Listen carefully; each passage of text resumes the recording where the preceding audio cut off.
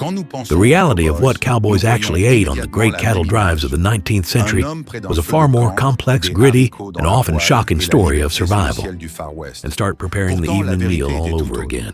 He was also the trail's doctor, dentist. Go ahead and hit that subscribe button, ring the notification bell, and give this video a thumbs up.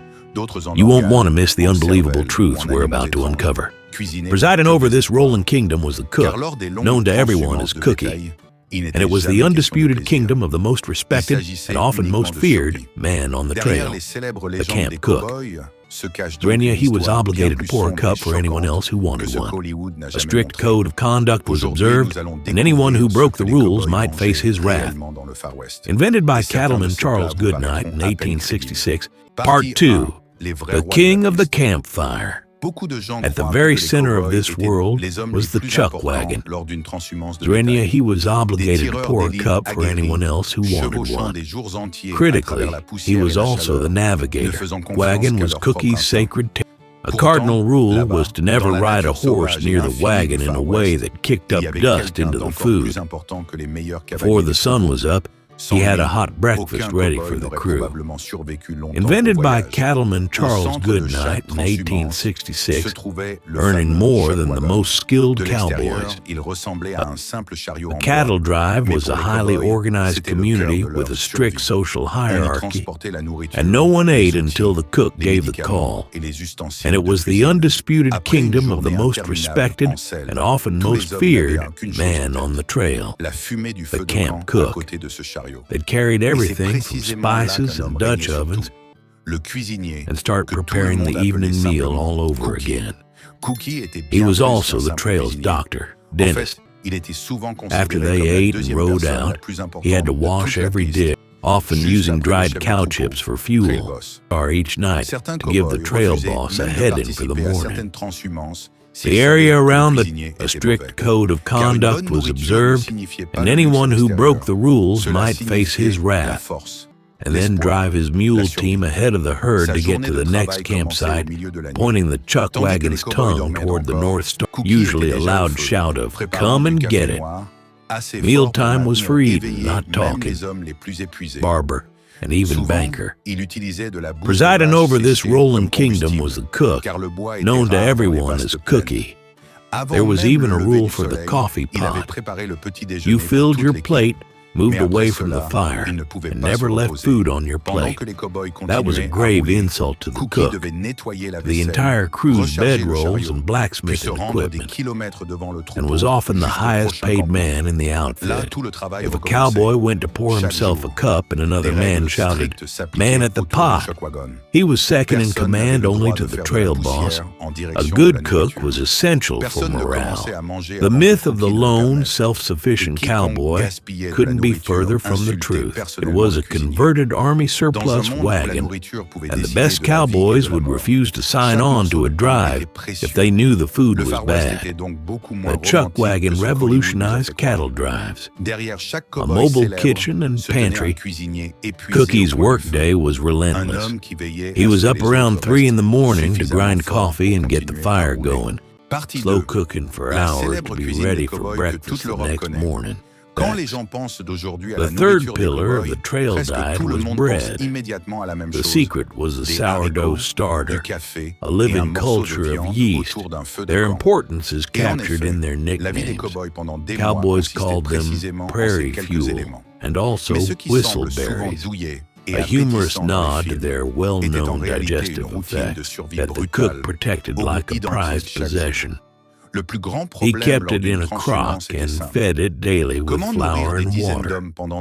The most prized bread of all was a sourdough biscuit. How do you feed a team of hard-working men for months? A skilled cook took immense pride in his biscuits. The solution wasn't about taste. It was a calculated system of survival.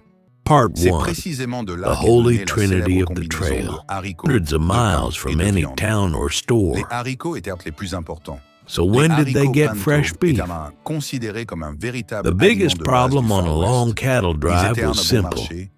Most of the beef they ate was actually jerky and dried in the sun until it was hard as a rock. The grueling work. Pinto beans were the top choice. They were cheap, nutritious, and didn't take up much space in the chuck wagon. Usually it came from an animal that was too sick, lame, or stubborn to make it to market, or from a young calf that couldn't keep up. But making them edible was an all-day job and took a lot of work to chew, but it wouldn't spoil. On the rare occasion a fresh animal was butchered, the cook wasted nothing. That pot would then jiggle around in the back of the wagon all day, which helped the beans rehydrate. As soon as the wagon stopped for the night, that pot of beans was the first thing to go on the fire. The process began in the morning when the cook would put a huge pot of dried beans to soak in water. This trail jerky was tough, incredibly salty, but this wasn't the tender, flavorful snack we buy today. The cook would cut meat into thin strips, salted heavily. This created a thick, savory gravy known as sop, or Texas butter, which cowboys would ladle over their biscuits. If beef was the luxury, beans were the bedrock. After frying the tough steaks, he'd throw flour into the sizzling beef grease left in the skillet. On cold nights, the cook would even sleep with his sourdough crock to keep the yeast from dying.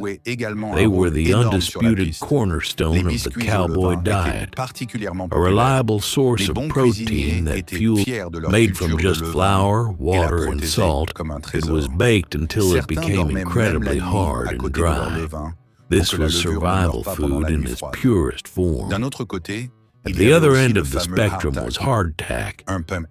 It was nearly impervious to spoilage and had to soak it in coffee to make it edible. It was like a bank teller helping himself to the vault. It just didn't happen.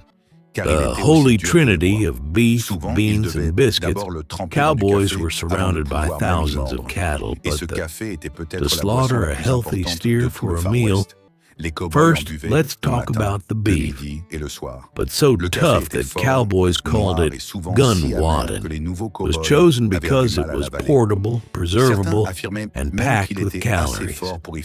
Great irony is that a fresh steak was a rare luxury. Those animals were the trail boss's entire investment, his walking profit. Part 4. Cowboy coffee and trail trouble. This poor nutrition had serious consequences. The most pressing danger was scurvy, and the strict laws of his chuck wagon reveal a discipline from son of a gun stew made from nearly an entire calf. Cowboys practiced a nose-to-tail philosophy born purely from necessity, to the delicacy of calf fries. The most unbelievable truths of their diet lie in its absolute refusal to waste anything. What cowboys drank was just as important as what they ate. This world was ruled by the camp cook. Besides his horse, a cowboy's most essential companion was coffee. The Arbuckle brothers patented a process for glazing roasted beans, which sealed in the flavor and kept them from going stale, providing a consistent product that became the standard on cattle drives. While the cowboy diet was high in calories, before Arbuckles, cooks had to roast green coffee beans over the campfire, a difficult process, and was the go-to treatment for everything from a cough to a snake bite. The other essential beverage was whiskey. It was carried for medicinal purposes. For men who went months without fresh fruits or vegetables, it was a constant threat, a debilitating disease caused by a lack of vitamin C. It was dangerously lacking in key vitamins, especially vitamins A and C.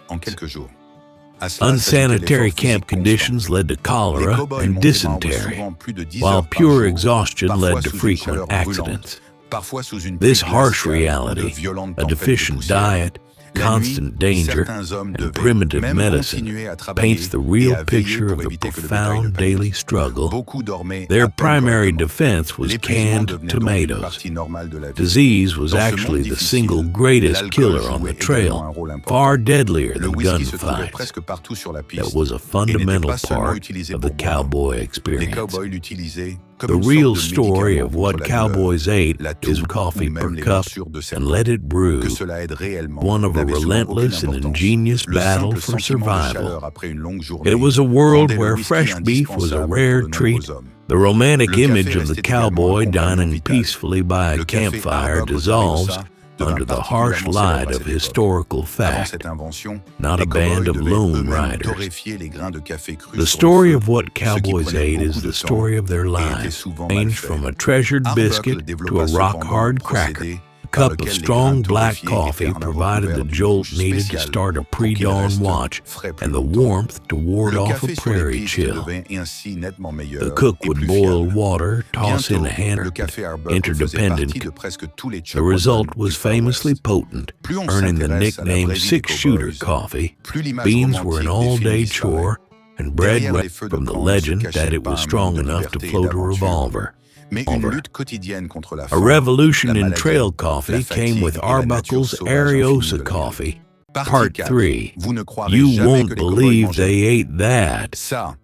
The stew would contain tender cuts of meat, but also the calf's heart, liver, tongue, and kidneys. The true character of cowboy cooking, at the apex of this resourceful cuisine, this forced them to find food in the most unlikely of places. Is a dish with a name as rough as the life itself. As one cowboy famously said, the cook would throw everything in the pot, but the hair, horns, and holler, and an organ known as the marrow gut, son of a gun stew. This ultimate nose-to-tail meal was typically made when a young unweaned calf was too weak to continue the drive. This milk-filled tube, found between the calf's stomachs, was only edible while the calf was still nursing, and its contents gave the stew a rich flavor that cowboys craved. And it was used as a substitute for citrus fruit to create a sour and sweet dessert.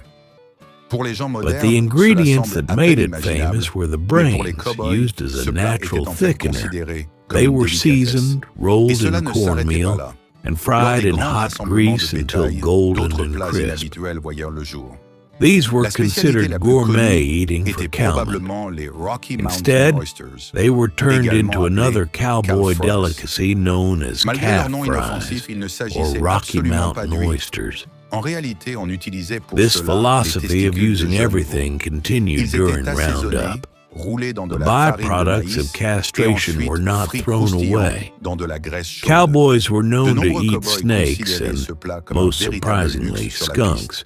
But in the true spirit of survival, their definition of game could be stretched.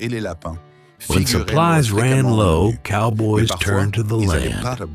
They hunted any wild game they could find, including deer, wild turkey, and rabbit. The flavor was described as being both nutty and gamey. They also foraged for wild plants, leading to some truly creative dishes. One of the most, but in its most extreme and resourceful creations,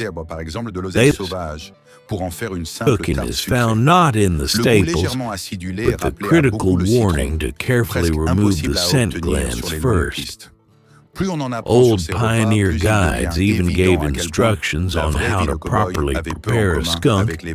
One of the most inventive was sheep sorrel pie. The wild herb has a tangy, lemony flavor. They lived by a simple rule: waste absolutely nothing. Cookie's workday was relentless. He was up around 3 in the morning to grind coffee and get the fire going, the entire crew's bedrolls and blacksmithing equipment. If you enjoy uncovering the real history of the Old West, and then drive his mule team ahead of the herd to get to the next campsite, a cattle drive was a highly organized community with a strict social hierarchy. If a cowboy went to pour himself a cup and another man shouted, "Man at the pot," you filled your plate, moved away from the fire, and never left food on your plate. That was a grave insult to the cook.